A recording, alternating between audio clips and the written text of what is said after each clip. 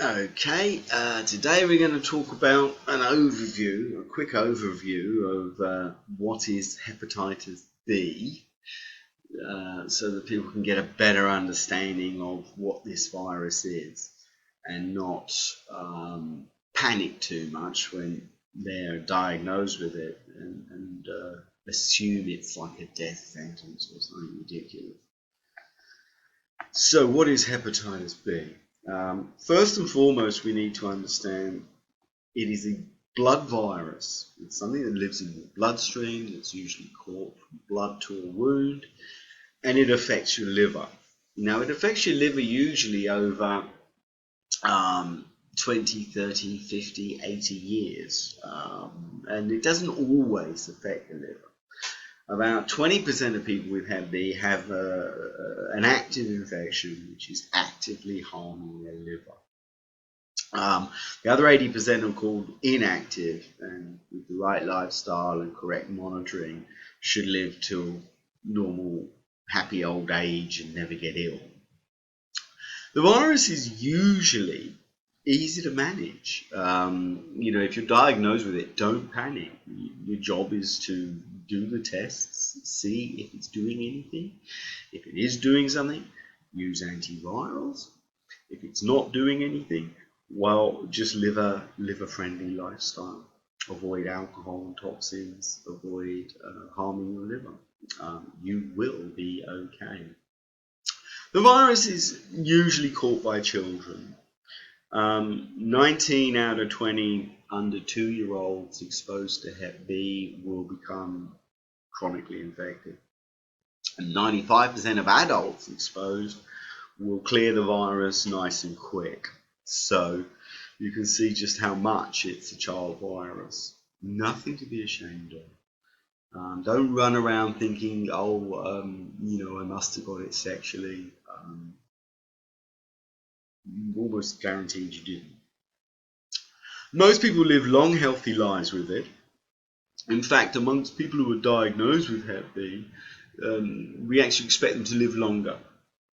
The reason why is because they live more clean lives with better diet, less toxins, and are monitored. So why should they get ill? Most people diagnosed without liver damage should stay healthy.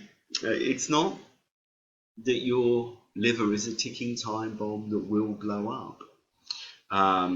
We have medicines, we have lifestyle changes that should be able to guarantee you a long, healthy life. Simple.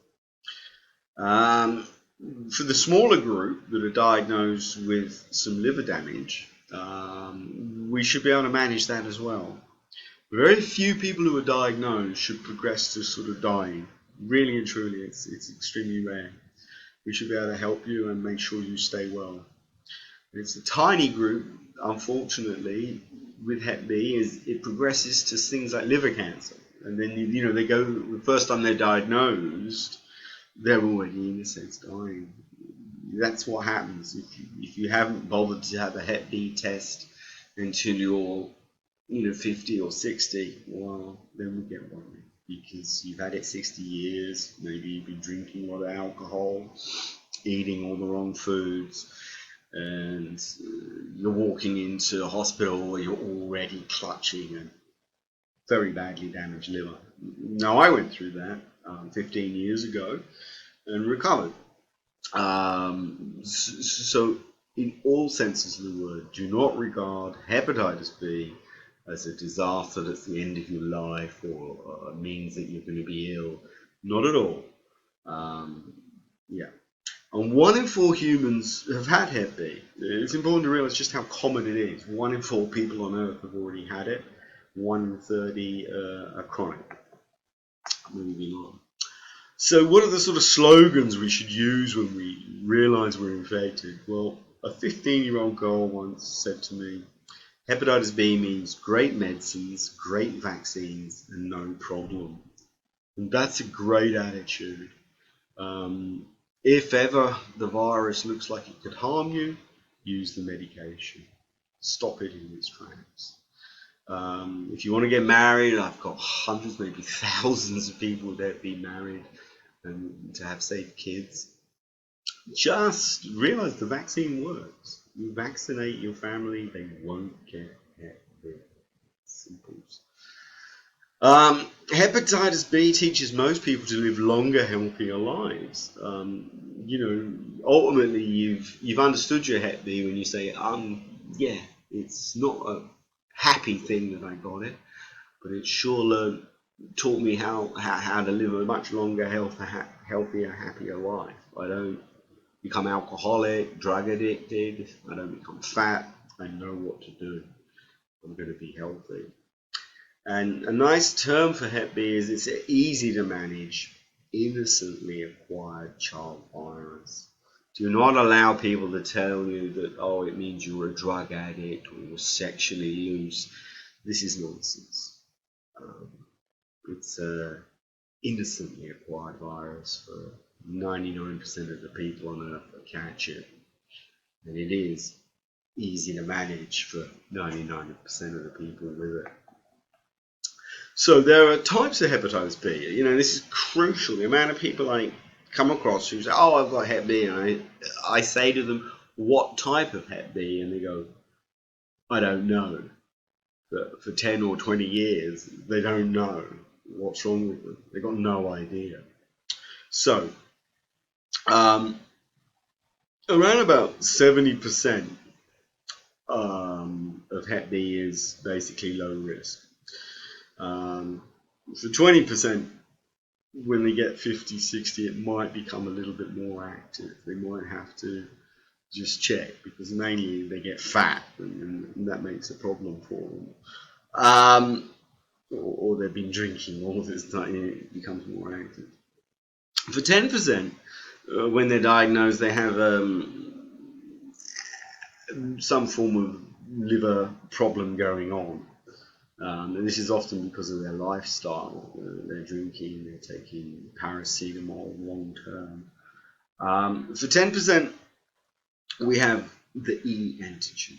And this is important. If I'm diagnosed with Hep B, I must find out if I have the E antigen.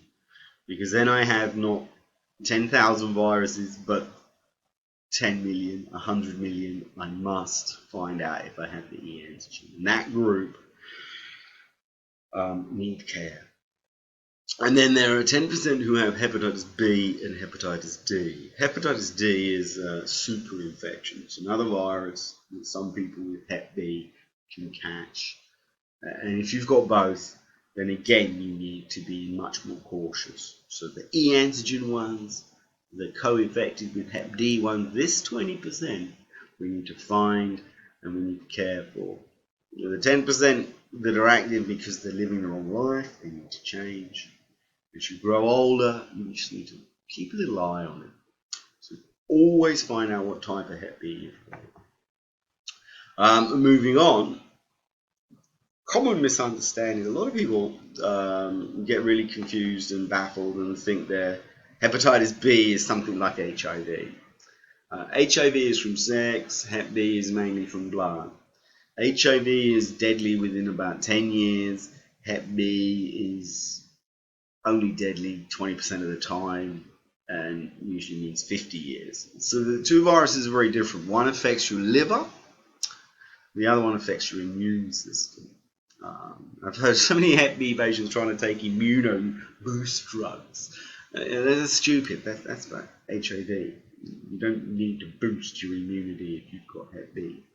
What you need to do is look after your liver.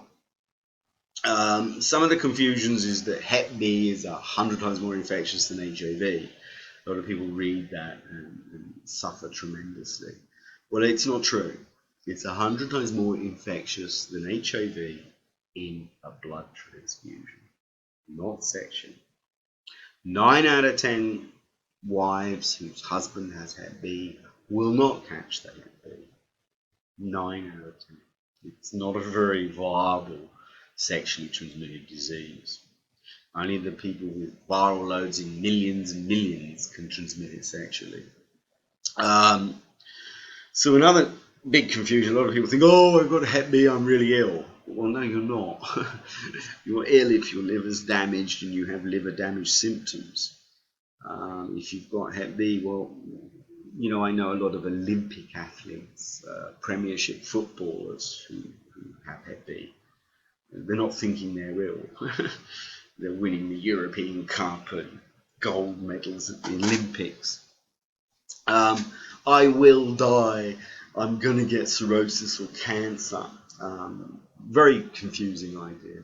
Why? Are you going to be an idiot and drink yourself into those states? Are you going to be an idiot and live on a paracetamol box a day until that happens to you? Are you going to be an idiot and live on Kentucky Fried Chicken until that happens to you? Or are you going to learn the lesson and do some treatment if you need it, or monitor yourself, or live a better life? You know, Hep B hasn't come along to kill you, it's come along to teach you. I cannot be loved, I'm infectious, another common confusion. No, you just vaccinate your loved one and live happily ever after. It's that simple. And then, oh, you know, when I tell them I got Hep B, they'll run away. Well, you're better off without that type of idiot. They're too stupid to get themselves vaccinated. They'll probably be too stupid to get their children vaccinated. Who wants a partner like that? You're better off without them. So you need three attitudes. A plan for liver health. Not thinking I'm a time bomb going to blow up, but do your liver function tests. If you need the medicines one day, take the antivirals. Simple. Just make the plan, good food, no toxins, you're going to be fine. But you also need a plan for mental health. If I think it's a constant puzzle that I can't understand what's happening, I can't understand what's happening, you're going to be mentally ill. Create the understanding that I'm confident, I'm fine, I know how to manage this, I've done my tests, they're fine, it's sorted. Be mentally powerful. And a plan for the heart and emotions. If you think I'm a disease and no one can love me, well, that's stupid. Think I'm beautiful, still beautiful, and I will be loved. Simple. And that's really what is Hep B and the attitudes to deal with having it. Thanks for